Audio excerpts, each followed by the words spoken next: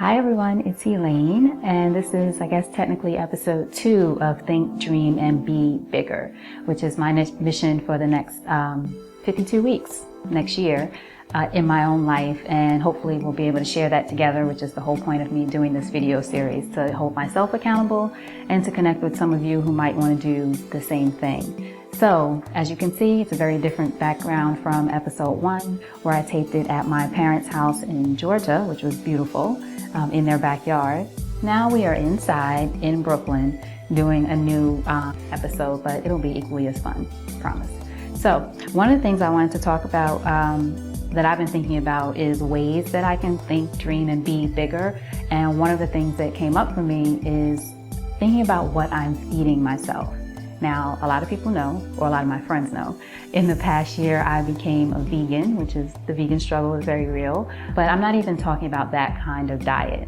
What I'm talking more about is how we feed ourselves emotionally, how we feed ourselves spiritually, and how we feed ourselves with the conversation we have, both with ourselves and with the environment, other things that are around us, other things that are constantly coming toward us. What are the conversations you're having with friends, especially when you're in need of support and some kind of connection? Are these people who are supportive of you? Are these people who have time for you? Are these people who give you positive suggestions? Or even if sometimes people don't have a suggestion, they might just be positive reinforcement that you're moving in the right direction. So from what I'm watching on television, what kind of videos I watch, what kind of information I also put out there, what I look at on social media, what I read also, and what I listen to. So one of the things that I've done recently, instead of listening to music blasting while I'm working, I mean, how many times can I listen to the songs on the Rihanna radio station on Pandora, even though I love it? But really looking at, okay, well, let me try listening to podcasts, which is something, it's funny, I've been wanting to do one, but I never really listened to them, just in general.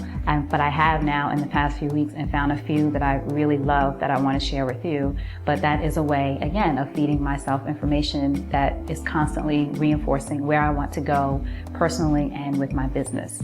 So I wanted to get to that and give you a list of books that I really love. Not even a list, it's just 3, because I'm queen of lists, but I kept it short. A list of books and some podcasts that I really enjoy.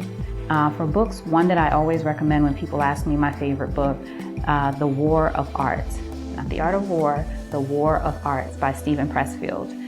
It's a fantastic book. I think I've read it maybe 3 times now. I'm a person that rereads books every once in a while when I feel like I'm in that space. And it talks about a lot of things, but one of the main things is resistance. And looking at how resistance shows up in your life, especially for everyone, but especially for creative people when you're trying to make a creative work. And Steven Pressfield talks about his experience with that and how you can face resistance, face down resistance really, by pushing through and doing the work that you need to do to be creative and to get your work out there. So it's a book I highly recommend.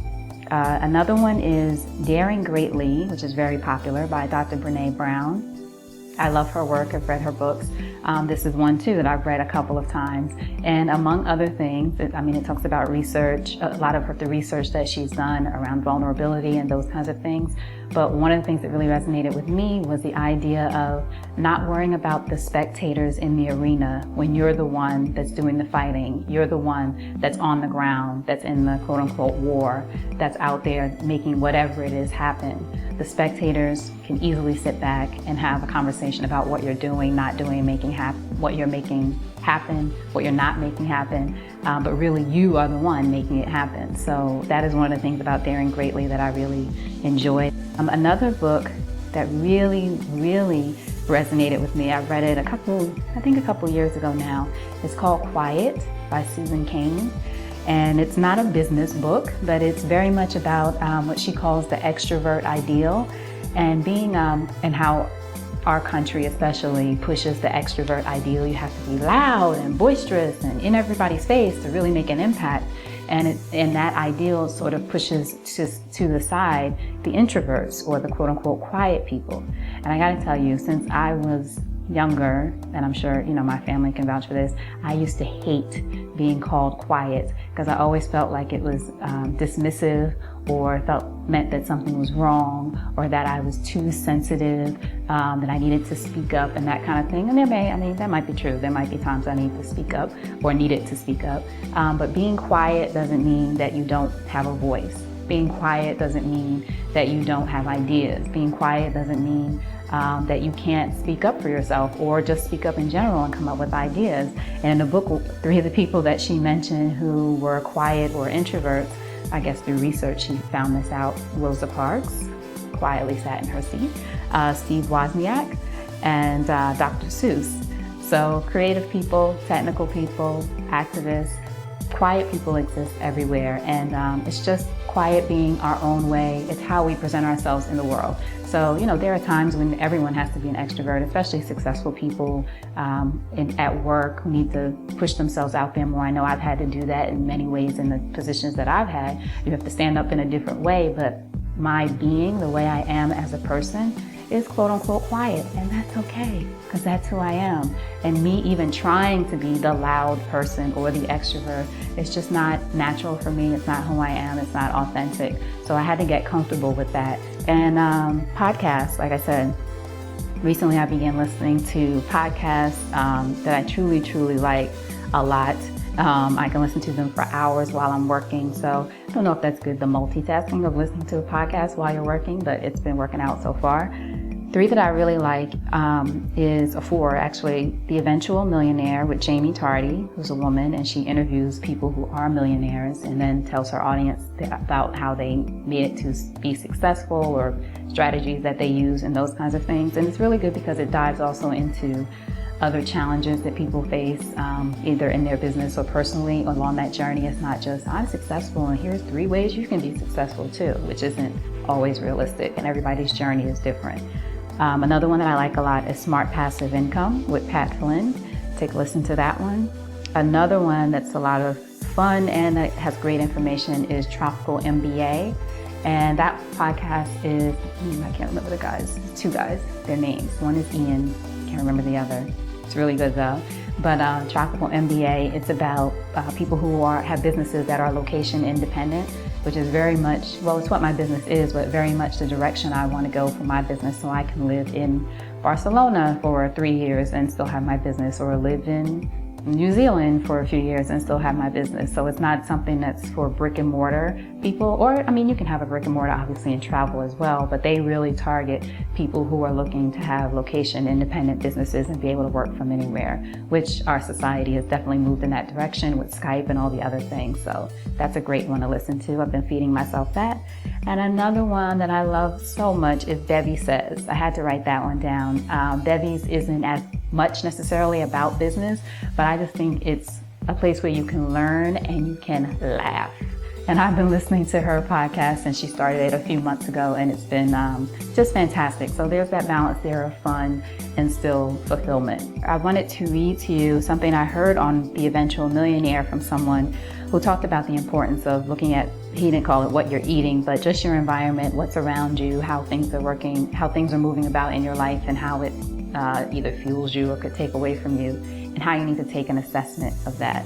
So the quote is, pull out a journal and write down who you're spending time with right now, who you're listening to and who you're following, and then compare that to the goals that you want to hit.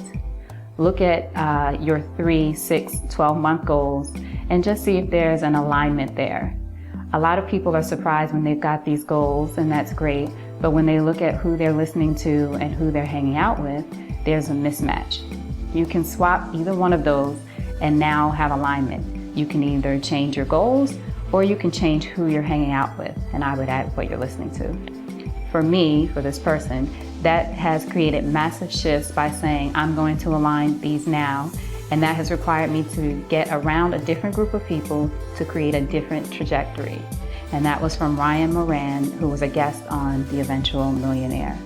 So I would love to hear from all of you about what you're listening to right now, what you're reading, what you think about all of this, about changing your environment, having a different conversation. We can't keep doing the same thing and expecting different results. So for me, thinking, living, being, dreaming bigger, required me to have some different conversations. And even if you change, it's not necessarily saying you have to change the people you hang around. Maybe you do. You'd have to make an assessment and decide.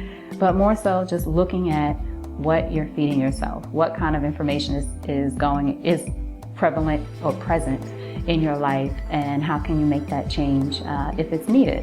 And adding, another thing I would say too that has been important for me, and I've really learned this in the past year, is adding joy into your life. Like that should be, if that's not on your to-do list, that should be on the top of your list.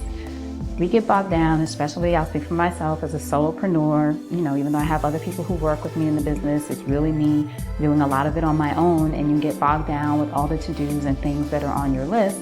Joy tends to fall to the side as far as, and I'm a naturally joyful person, but fall to the side. I shouldn't say joy and fun. That's what it is. Joy and fun should be on your list. Those are things you want to make sure you do. And that could be in the way of connecting with people or something you just do for yourself. I love running, for example. It brings me a lot of joy. Now it's also working out, keeping myself in great shape and healthy and, reducing stress. But it's also just something I enjoy, something I find fun. So I challenge you to do that, and please subscribe to my YouTube channel.